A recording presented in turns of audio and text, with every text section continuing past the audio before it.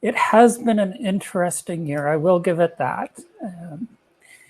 And so I'm primarily a poet among many other things that I do, not writing related.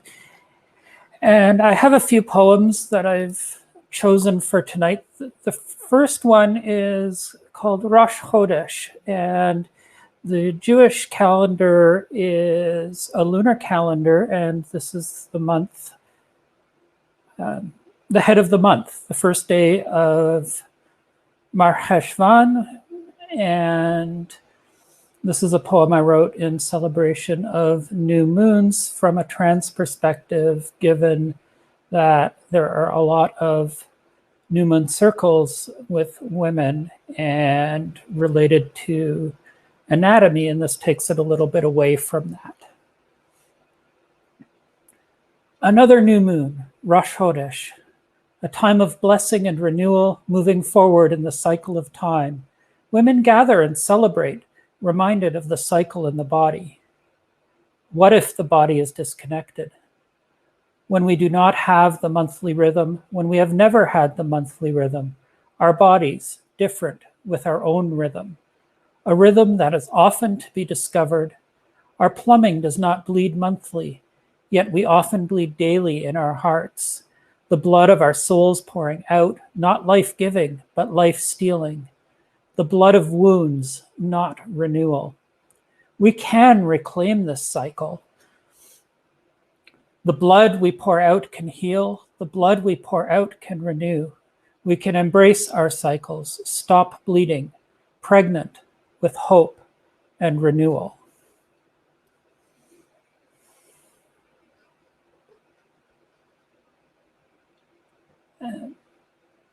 The second poem is based on the archetypes that we work with through the Kohenet program. I'm an ordained Kohenet Hebrew priestess. And this one is specifically about the prophetess of Neviah, and its title is Pay Attention. In the narrow places she speaks, a communication in sound, invisible language, in her actions that are not seen or heard, in art, in movement, in embodied presence, messages made accessible to all. Her prophecy expressing her truth, the denial of rights, dignity, and agency, the denials of community, shunned, exiled, the denial of identity, of personhood, her truths pushing back the lies. I am denied, shouted against, shut down. You tell me I am not really a woman. You tell me I cannot know my own gender. You tell me to shut up because I am not masculine. I tell you to shut up and listen. Pay attention. You shun we who speak our truths. You shut yourself off from creation's diversity. Block out that which challenges you. Deny those in your midst who are not out, not protecting community, but harming it. My truths are not easy to absorb. They are uncomfortable in mind, body, and soul. They push and break harmful boundaries, fringes frayed, expanded, knotted, expanding the spaces we inhabit. Pay attention, you who struggle with God. Remember that the holy divine is God, that the holy divine is one. Pay attention to calls for justice, messages from those on the fringes, to the messages of Torah to care for others, to the call to care for the earth, our home. If you do these things, life will be rewarded.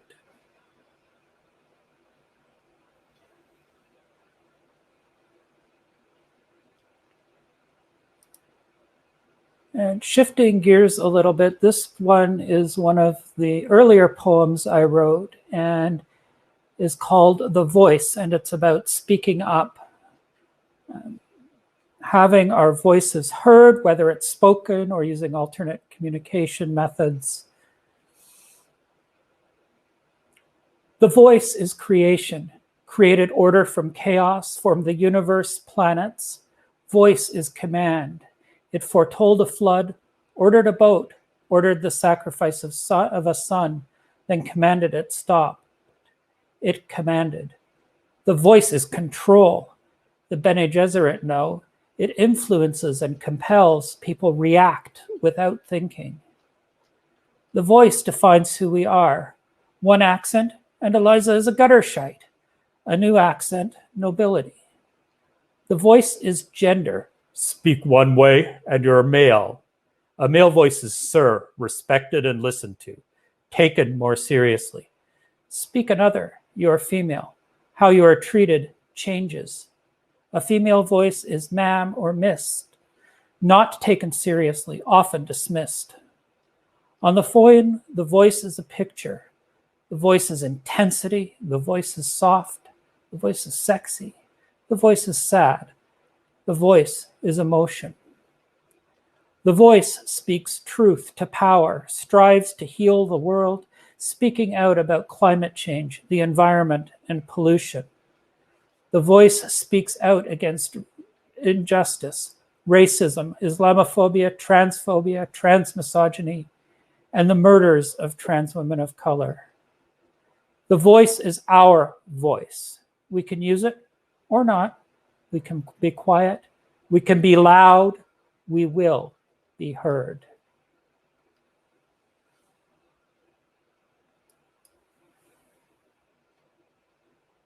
And this one is a little bit more of a fun piece. I think people will understand what it's riffing off of.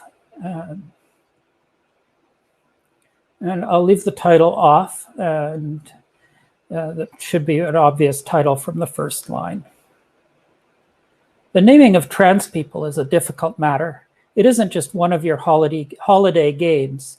You may think at first, I'm as mad as a hatter when I tell you that a trans person has at least 3 different names.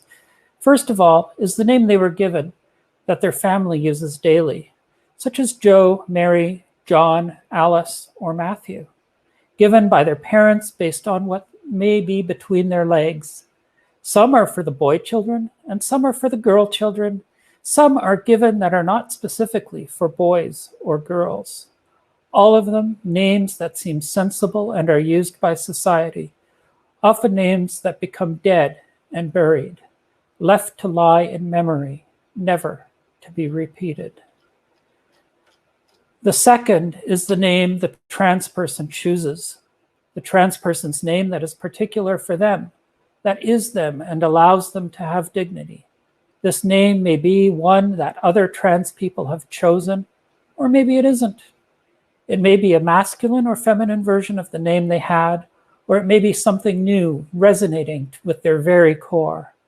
It is the name that should be used by family, by friends, by society. A name that may change as the person changes over time. Third is the name the trans person knows, deep in their soul, that might never be guessed. They may know it themselves or may still be seeking it.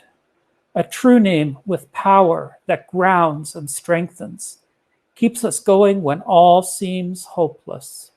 A name that, if one is lucky, might be shared with those they trust.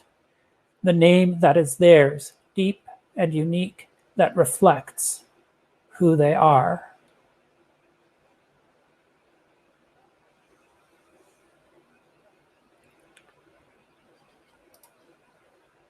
And next poem will be You Shall Not Pass.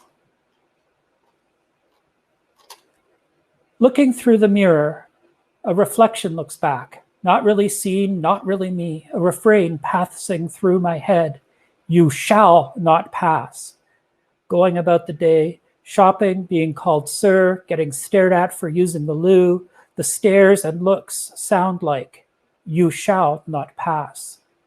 When out with trans people, there is gawking and staring, feeling not welcome, doors barred. We are a collection of Balrogs told, you shall not pass. Many try to get surgeries. Insurance refuses to pay. Facial hair grows, not removed. The message from bean counters, you shall not pass. Moving in the world, apart from the world, the mind zigs where others zag. The odd one out, always hearing, you shall not pass. Shedding expectations, defiantly different, presenting a middle finger, refusing assimilation and saying, I will pass, passing on my own terms, celebrating differences, working with them, defining success for myself, saying, I have passed.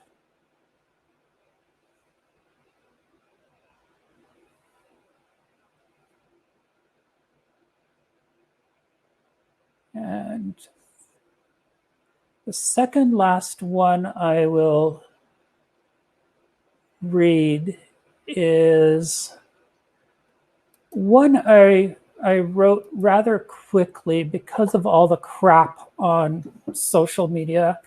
It's fairly short and it's called Reacting with Heart.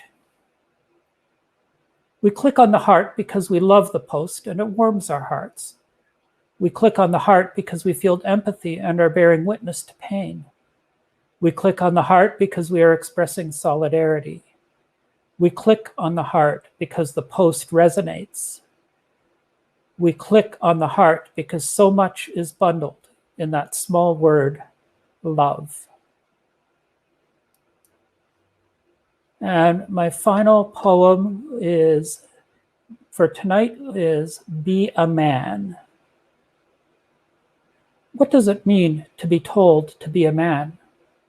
We are told that to be a man is to be strong, to be unemotional, to be an athlete, good at sports. But what if you're not? What happens to the little boy told he's going to be a man, told to be tough, told to suck it up? What happens when that boy knows deep inside he isn't?